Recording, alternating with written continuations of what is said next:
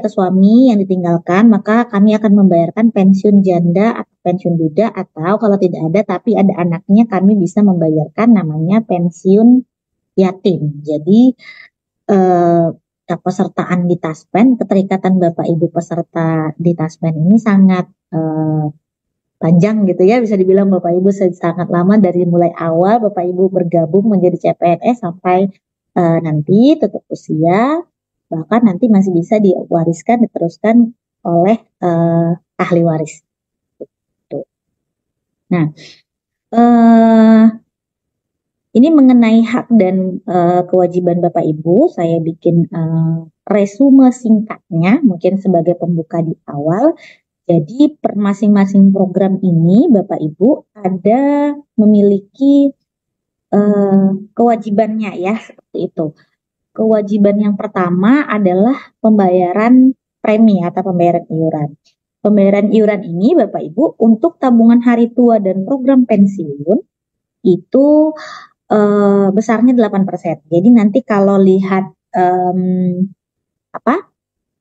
potongan gaji ya, di situ ada iuran wajib pegawai. Nah, iuran wajib pegawai itu 8%-nya itu masuk ke Taspen. Di Taspen itu masih dipecah menjadi 2, yakni 3,25%-nya untuk membiayai program tabungan hari tua, sisanya 4,75% itu untuk membiayai program pensiun. Jadi untuk program tabungan hari tua dan program pensiun, ini preminya dipotong atau diambil dari gaji Bapak Ibu setiap bulan. Oke, tetapi untuk jaminan kecelakaan kerja dan jaminan kematian, ya preminya ini untuk jaminan kecelakaan kerja sebesar 0,24% dari gaji pokok, dan untuk jaminan kematian sebesar 0,72% dari gaji pokok, ini preminya dibayarkan oleh pemberi kerja. Jadi tidak dipotong dari gaji Bapak Ibu sekalian. Nah, karena iurannya hanya tidak dipotong dari gaji dan dibayarkan oleh pemberi kerja, maka perlindungan atas jaminan kecelakaan kerja dan jaminan kematian hanya berlaku ketika kita masih sebagai pekerja. Ya, jadi hanya berlaku ketika kita masih menjabat, masih aktif sebagai aparatur sipil negara.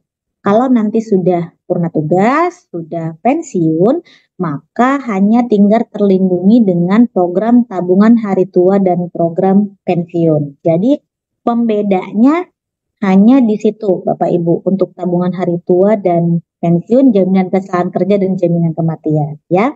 Nah, untuk teman-teman P3K sendiri ya, karena sampai dengan saat ini memang aturan teknis mengenai pemotongan tabungan hari tua dan premi pensiunnya itu belum ada. Jadi untuk kepesertaan di Taspen khusus untuk teman-teman P3K itu hanyalah perlindungan jaminan kecelakaan kerja dan jaminan kematian. Ya, jadi ada sedikit pembeda juga Bapak Ibu antara ASN dan P3K yang saat ini berlaku di Taspen. Kalau ASN sudah terlindungi dengan 4 program ini ya. Kalau P3K saat ini yang berlaku masih perlindungan untuk jaminan kecelakaan kerja dan jaminan kematian. Ya, jadi pembedaannya hanya seperti itu. Kalau manfaatnya di jaminan kecelakaan kerja dan jaminan kematian ini sama antara ASN dan P3K karena dasar hukum yang Taspen gunakan itu sama, yakni di PP 70 tahun 2015 yang sudah diperbarui dengan PP 66 tahun 2017.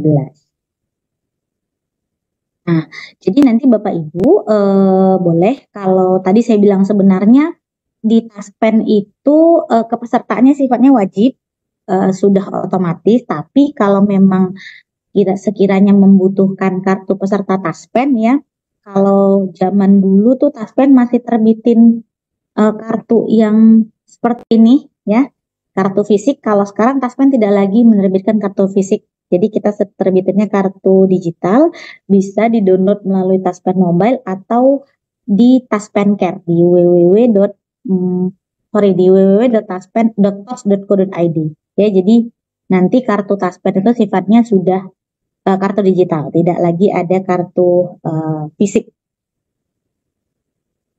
Oke, kita masuk program per program Bapak Ibu ya. Saya akan menjelaskan masing-masing program yang dikelola oleh Taspen. Yang pertama itu adalah program tabungan hari tua ya. Program tabungan hari tua ini sebenarnya bentuknya adalah program asuransi dwiguna yang Taspen berikan manfaatnya kepada peserta ya, kepada ASN, kepada PNS apabila seorang PNS mencapai batas usia pensiun sesuai dengan jabatannya masing-masing ya, karena PNS juga kan beda ya, ada yang BPP-nya 58, ada yang 60, ada yang 62, ada yang 65. Jadi Taspen akan melihat jabatan PNS tersebut ya. Jadi kami akan membayarkan tabungan hari tua apabila mencapai batas usia pensiun, atau Taspen akan memberikan manfaat tabungan hari tua kepada ahli waris apabila seorang ASN meninggal dunia sebelum memasuki batas usia pensiun.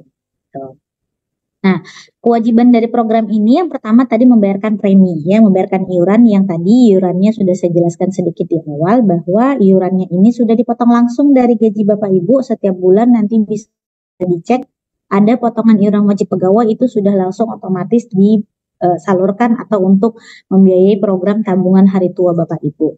Ya, 3,25% dari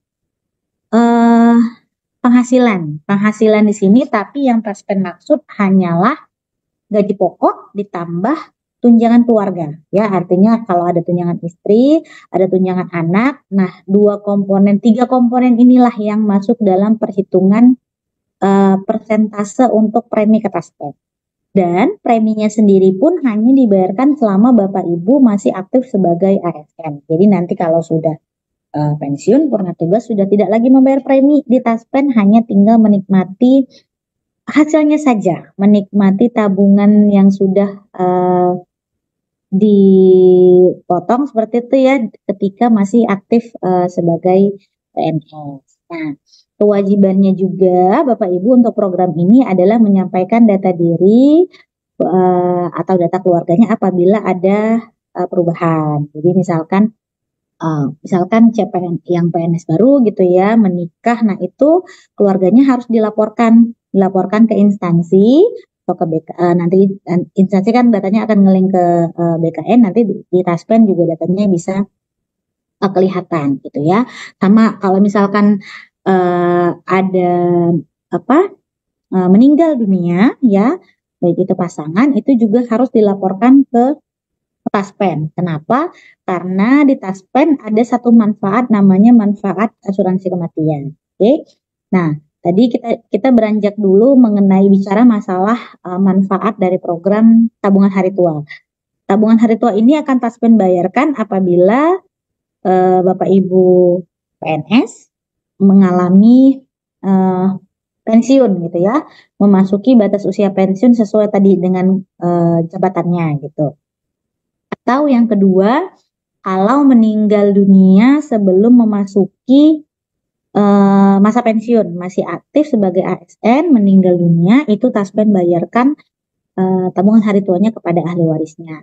Atau kondisi yang ketiga, PNS tersebut tidak lagi berstatus sebagai PNS, ya mungkin karena pengunduran diri ya, diberhentikan, baik itu pemberhentiannya dengan hormat maupun pemberhentian tidak dengan hormat sekalipun, itu iuran yang sudah terkumpul di Taspen ini akan Taspen kembalikan ya, karena biasanya kalau yang diberhentikan ini, terutama kalau pemberhentian yang pemberhentian tidak hormat gitu ya, itu biasanya kan tidak akan mendapatkan hak pensiun bulanan ya, sementara kan setiap bulan nih udah ada nih preminya yang dipotong, yang ditampung di Taspen. Nah, premi yang sudah terkumpul di Taspen ini akan kami kembalikan kepada peserta, pada ASN yang tidak berhak atas pensiun bulanan, ya, baik itu karena pemberhentian tadi, pemberhentian dengan hormat maupun pemberhentian tidak dengan hormat sekalipun, ya. Terus terang Bapak Ibu mengenai ASN yang di pemberhentian tadi, ini mungkin masih banyak yang tidak tahu gitu ya. Jadi nanti boleh kami mohon bantuannya diinformasikan, mungkin kalau ada rekan-rekannya yang sudah berhenti sebagai ASN tapi belum mengurus haknya ke Taspen, ini boleh, sangat boleh. Nanti silakan datang ke Taspen, kita akan bisa membayarkan hak-haknya, kita akan kembalikan premi-premi yang sudah terkumpul di Taspen, ya. Lalu dari program tabungan hari tua ini ada juga namanya manfaat asuransi kematian. Jadi yang terlindungi dari program tabungan hari tua ini tidak hanya Bapak Ibu selaku peserta, selaku ASN-nya, tapi mencakup juga perlindungan kepada istri, suami, dan anak yang masuk dalam tabungan. Jadi kalau misalkan anak, istri, suami, atau anak yang masuk dalam daftar gaji, masuk dalam tanggungan meninggal dunia, itu ada hak asuransi kematian yang bisa diklaim ke Taspen. Ya, Bapak Ibu, ini tidak hanya berlaku ketika Bapak Ibu masih aktif sebagai ASN, tapi ketika nanti sudah purna tugas juga apabila ada pasangan atau anaknya yang meninggal dunia, yang masuk dalam daftar gaji ya meninggal dunia, itu bisa diklaim untuk manfaat asuransi kematian. Ya, jadi tadi perlindungannya tidak hanya untuk Bapak Ibu selaku ASN, tapi juga keluarga. Itu perlu diingat-ingat apabila nanti mengalami kejadian pasangan atau anaknya, itu boleh silahkan klaim haknya ke Taspen. Oke. Lalu selanjutnya Bapak Ibu, program yang kedua itu adalah program pensiun. Ya, ini yang paling melekat ke Taspen, paling terkenal di Taspen gitu ya. Kalau ingat Taspen pasti ingatnya pensiun gitu ya Bapak Ibu ya. Nah, nggak salah juga karena memang ini adalah penghasilan yang berkala gitu diberikannya. Jadi mungkin makanya sangat terikat gitu karena setiap bulan ini dikelola oleh Taspen. Kalau tadi tabungan hari tua kan hanya dibayarkannya satu kali gitu ya. Kalau pensiun inilah yang memberikan penghasilan kepada Bapak Ibu nanti setelah purna tugas setiap bulannya, gitu ya.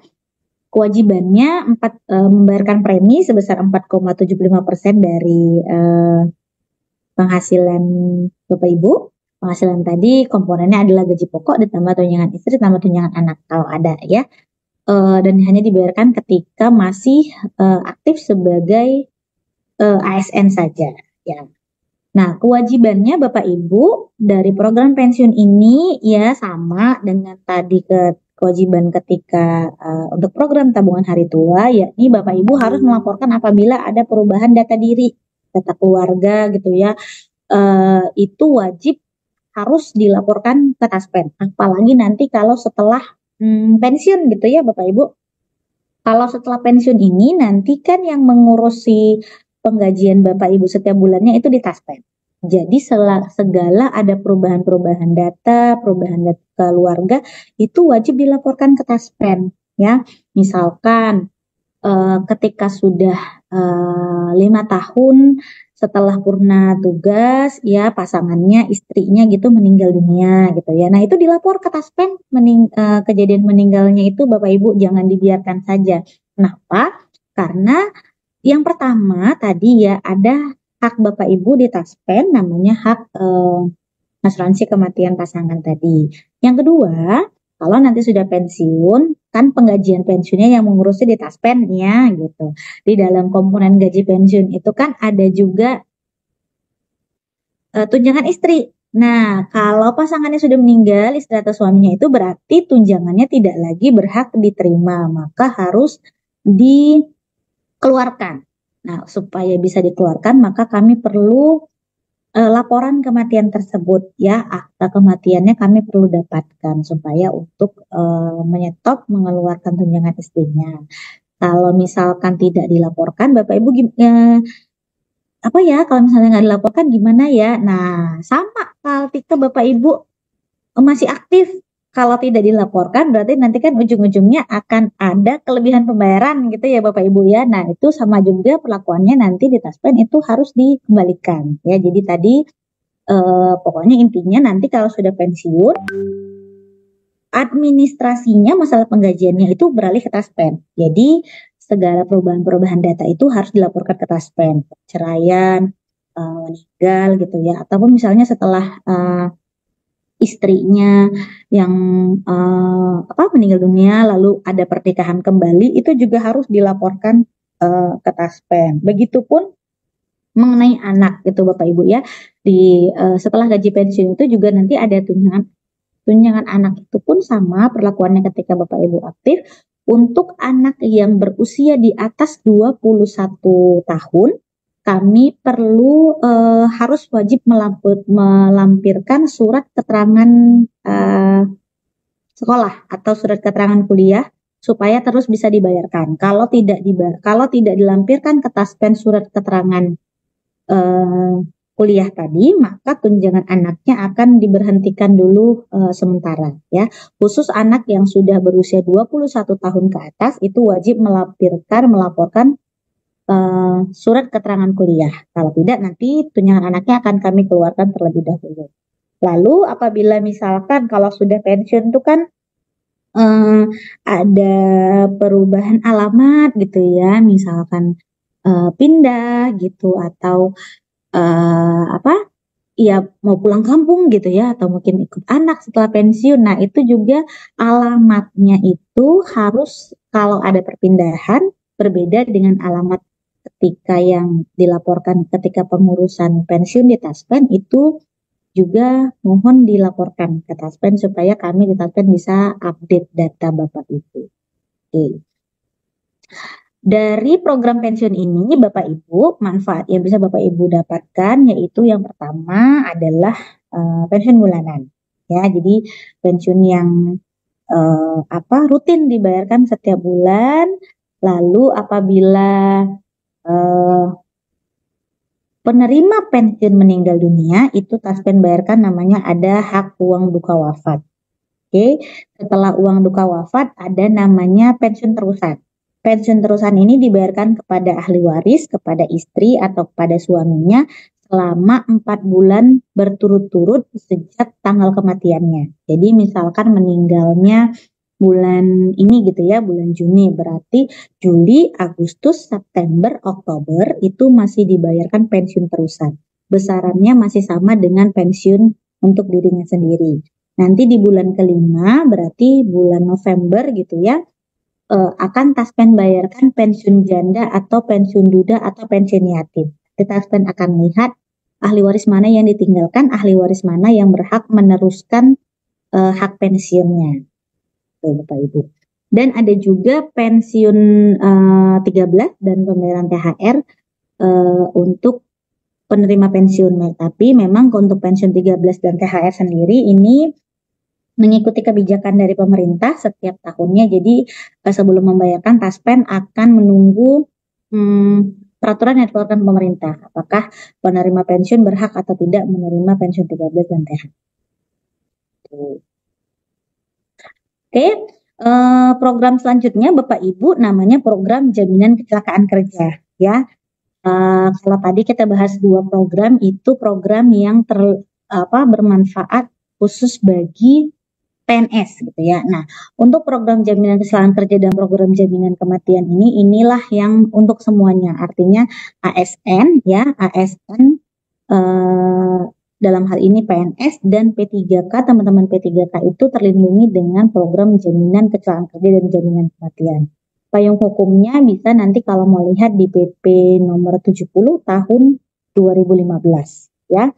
Untuk program jaminan kecelakaan kerja ini adalah perlindungan yang diberikan oleh pemberi kerja untuk melindungi Bapak Ibu sebagai pekerja pemerintah atas resiko-resiko kecelakaan kerja yang mungkin terjadi ya. Perlindungannya itu yang diberikan mulai dari perawatan sampai dengan santunan di dalamnya. Ya, jadi kalau program kecelakaan jaminan kecelakaan kerja ini kita bercerita mengenai kejadian-kejadian atau kecelakaan yang berkaitan mengenai tugas, ya, berkaitan mengenai masalah kedinasan. Ya, jadi iurannya 0,24% dari gaji pokok dan tadi dibayarkan oleh pemberi kerja, ya, oleh pemerintah, dan ada 13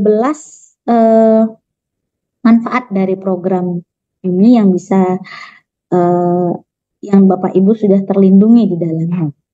Jadi manfaatnya yang pertama yaitu mulai dari biaya transportasi. Jadi misalkan mengalami kecelakaan kerja membutuhkan biaya transportasi dari tempat kejadian menuju ke fasilitas kesehatan, ya, itu biaya transportasinya di cover, bisa diganti atau diklaim ke Taspen. Lalu sampai di rumah sakit, biaya pengobatannya pun, biaya perawatannya itu Taspen jamin sampai dinyatakan sembuh oleh dokter yang merawat. Nah, apabila akibat dari kecelakaan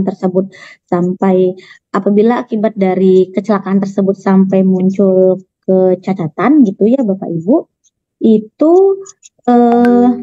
ada juga santunan cacat yang bisa Taspen bayarkan, yang besarannya tergantung dari seberapa parah kecacatan tersebut terjadi. Ya, jadi ada ini ada persentasenya kita lihat dan ada tabelnya. Jadi berbeda-beda jumlahnya. Misalkan yang mengalami akibat kecelakaan kerja itu katakanlah tangannya, jarinya gitu ya, jarinya yang harus diamputasi akan berbeda nominal. Akan berbeda nominal kecatatannya dengan yang mengalami kecacatan satu tangannya gitu ya, tangannya semua operasi. Jadi itu tergantung dari seberapa parah kecacatan tersebut dialami. Dan apabila efek terburuknya kecelakaan kerja tersebut sampai dengan mengakibatkan meninggal dunia, ada biaya santunan kematian kerjanya yang Taspen bayarkan, ada uang duka tewas, ada biaya pemakamannya 10 juta, dan ada bantuan beasiswanya untuk maksimal 2 orang anak. Besarannya mulai dari 15 juta rupiah sampai dengan 45 juta rupiah, tergantung dari usia anak yang ditinggalkan. Kalau anaknya usia belum sekolah sampai usia SD, itu beasiswanya di 45 juta. Kalau anaknya usianya SMP itu di 35 juta, usia SMA di 25, kalau sudah kuliah, usia kuliah itu di 15 juta rupiah. Ya. Saat ini Taspen sudah bekerja sama dengan total 548 rumah sakit di seluruh wilayah Indonesia ya. Jadi nanti Bapak Ibu kalau misalkan mengalami kecelakaan kerja, diusahakan itu berobatnya atau datangnya ke rumah sakit yang sudah bekerja sama dengan Taspen. Kenapa? Kalau Bapak Ibu datang ke rumah sakit yang sudah bekerja sama dengan Taspen, nanti jadi sifatnya nanti reimburse. Nanti sifatnya di cashless ya.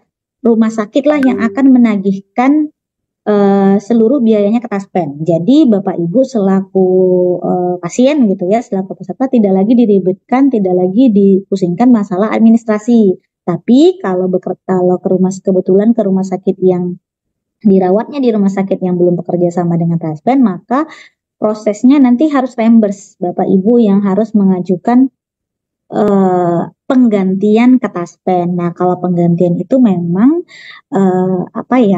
dokumen-dokumen yang diperlukan ini lumayan banyak, karena mengenai perawatan ini kan misalkan ya kita butuh diagnosa dokternya, kita butuh kalau ada hasil labnya. Jadi bisa saja, tetapi mungkin masalah administrasinya ya mungkin nanti kalau di rumah sakit yang belum bekerja sama bahwa harus melakukan reimburse seperti itu Bapak Ibu ya.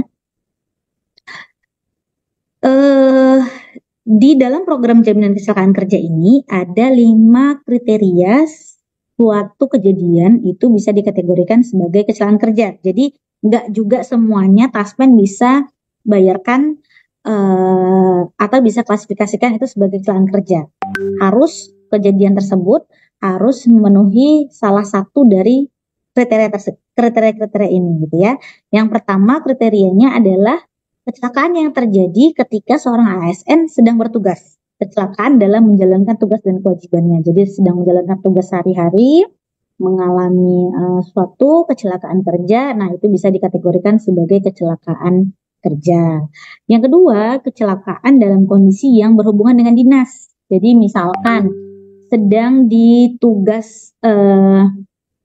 diperintahkan tugas luar gitu ya, misalkan mewakili kantor gitu kan, ada kegiatan apa di luar kantor, ada surat tugasnya resmi dari pimpinan, mengalami suatu kecelakaan, baik itu di perjalanan maupun sudah sampai di tempat dinas tersebut, tempat yang dituju, itu bisa dikategorikan sebagai kecelakaan kerja. Oke.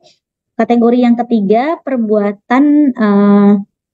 mengalami perbuatan anasir dari yang tidak bertanggung jawab ketika seorang ASN tersebut sedang melaksanakan tugas.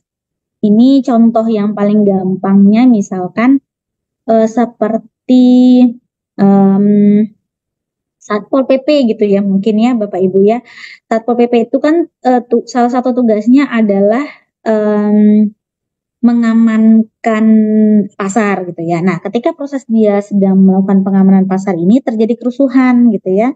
Ada orang yang mencelakai si petugas ini. Nah, karena petugas ini kapasitasnya dia sedang melaksanakan tugasnya sebagai Satpol PP, melaksanakan tugasnya pengamanan, dicelakai oleh orang lain, ya, maka itu bisa dikategorikan sebagai kecelakaan kerja. Nah, tadi si ASN ini, si Satpol PP ini sedang melaksanakan tugasnya, lalu ada orang yang mencelakainya, maka itu bisa dikategorikan sebagai kecelakaan kerja. Ya, kategori yang keempat itu adalah perjalanan dari rumah menuju ke tempat kerja dan sebaliknya. Jadi pulang pergi ke kantor setiap harinya. Perjalanannya itu ketika mengalami kecelakaan di jalan, ya, sepanjang tujuannya adalah ke kantor, ya, di jalur yang wajar, di jam yang wajar, itu bisa dikategorikan sebagai kecelakaan kerja. Ya, jadi untuk kategori yang keempat ini dan kategori-kategori yang lainnya ini sebelum Taspen menentukan kecelakaan kerja atau bukan, itu Taspen akan melakukan investigasi terlebih dahulu Bapak Ibu untuk menentukan bahwa oh memang benar ini kecelakaan kerja atau bukan, gitu ya. Nah, kategori yang kelima ini adalah mengalami penyakit akibat kerja. Tetapi penyakit akibat kerja yang dimaksud di sini kita tidak bisa self diagnosis gitu ya Bapak Ibu ya, nggak bisa kita diagnosis sendiri. Ada dokter, diagnosanya itu harus dilakukan oleh dokter yang kompeten, dokter okupasi. Ya, dilakukan oleh dokter okupasi untuk menentukan bahwa memang benar sakit ini adalah sebagai akibat langsung dari pelaksanaan tugas kita sehari-hari sebagai ASN, seperti itu. Nah, ini adalah kronologisnya mungkin bagaimana atau apa yang harus dilakukan ya apabila terjadi kecelakaan kerja. Gitu ya, Bapak Ibu ya. Jadi ketika mengalami atau seorang ASN mengalami kecelakaan kerja itu kami harapkan ya dari pihak instansi mungkin atau dari ahli waris atau dari rumah sakit itu biasanya akan melaporkan ke Taspen ya. Dalam hal ini mungkin kalau instansinya lebih duluan mengetahui, instansinya kami harapkan untuk membantu melaporkan ke Taspen gitu ya. Karena tadi di Taspen nanti kami harus melakukan investigasi dulu untuk menentukan bahwa memang benar ini kecelakaan kerja atau bukan. Ya. Setelah nanti biasanya kami dari Taspen akan meminta instansi untuk membuatkan laporan kronologis kejadiannya, ya. Misalkan kronologisnya kayak yang mengalami kecelakaan namanya siapa, tempatnya di mana, kapan, terus ceritanya gitulah ya. Ketika perjalanan menuju tempat kerja mengalami kecelakaan bertabrakan dengan seperti itu. Itu adalah kronologis yang kami mintakan dari instansi untuk sebagai bahan kami menentukan bahwa memang ini kecelakaan kerja atau bukan, ya. Nah, kalau misalkan kecelakaan kerjanya itu lalu lintas, kecelakaan di jalan, biasanya kami akan meminta tambahan laporan dari kepolisian seperti itu. Karena kalau kita bicara kecelakaan lalu lintas, kecelakaan di jalan sendiri, itu nanti ada Taspen akan beririsan dengan jasara harja untuk penanganannya. Ya, jadi kalau kita mengalami kecelakaan lalu lintas, itu kan kecelakaan yang kecelakaan yang ganda gitu ya. Itu jasara harja akan sebagai penjamin pertama, ya. Tapi kalau di jasara harja ini kan mereka ada untuk perawatan ada limitasinya di 25 juta. Apabila memang Taspen menyatakan itu merupakan kecelakaan kerja, maka apabila perawatannya lebih dari 25 juta, kelebihan perawatannya tadi selisihnya itu akan menjadi beban Taspen. Ya, jadi untuk kecelakaan kerja di lalu lintas tadi ada dua lembaga yang saling akan berkaitan, yakni Taspen dan Jasara Harja tadi, ya. Nah, setelah Taspen menerima laporan kronologisnya dan juga laporan ke kepolisian, nanti Taspen akan melakukan investigasi tadi gitu ya, diperiksa dulu lah fakta-faktanya dan nanti baru bisa kami pastikan, baru bisa kami buatkan penetapannya apakah memang kecelakaan tersebut merupakan kecelakaan kerja atau bukan. Apabila dia kejadian tersebut merupakan kecelakaan kerja, Taspen akan menerbitkan surat jaminan untuk diserahkan ke rumah sakit. Oke, kalau misalkan bukan, setelah hasil investigasi kejadian tersebut bukan merupakan kecelakaan kerja, maka Taspen akan membuat surat penolakan. Nah, kalau suatu kejadian itu dinyatakan bukan kecelakaan kerja, maka lembaga yang menjaminnya itu adalah dari teman-teman di BPJS Kesehatan. Jadi irisannya seperti itu ya Bapak Ibu, antara Taspen, Jasara Harja, dan BPJS Kesehatan. Kalau dia kecelakaan lalu lintas, kecelakaan kerja, ya penjamin pertamanya itu Jasara Harja, lalu kalau lebih dari 25 juta itu adalah Taspen, ya. Untuk kecelakaan ganda. Oke. Kalau misalkan kecelakaan lalu lintas ya yang merupakan kecelakaan kerja tapi hanya kecelakaan tunggal gitu ya, artinya sendiri, itu penjaminnya hanya Taspen, ya. Kalau misalkan kecelakaan lalu lintas tapi bukan merupakan kecelakaan kerja, maka penjaminnya adalah menjadi ke BPJS Kesehatan. Jadi irisannya antar tiga lembaga itu seperti itu. Karena masing-masing lembaga ini tidak boleh Bapak Ibu double cover. Ya, jadi harus benar-benar ketika mengalami seorang ASN mengalami kecelakaan kerja harus jelas dulu nih mana lembaga yang bisa sebagai penjaminnya, ya. Nah, tadi kalau misalkan dirawatnya di rumah sakit yang sudah kerjasama, berarti Bapak Ibu hanya tinggal ya mendapatkan perawatan aja sampai sembuh, karena nanti yang akan melakukan penagihan itu ke Taspen adalah rumah sakitnya. Tapi kalau misalkan dirawatnya di rumah sakit yang belum bekerja sama, maka harus mengajukan klaim tagihan ke Taspen dengan melampirkan beberapa dokumen-dokumen yang Taspen minta. Ya, yang tertera di sini nih. 8 kurang lebih ada 8 item yang akan Taspen minta.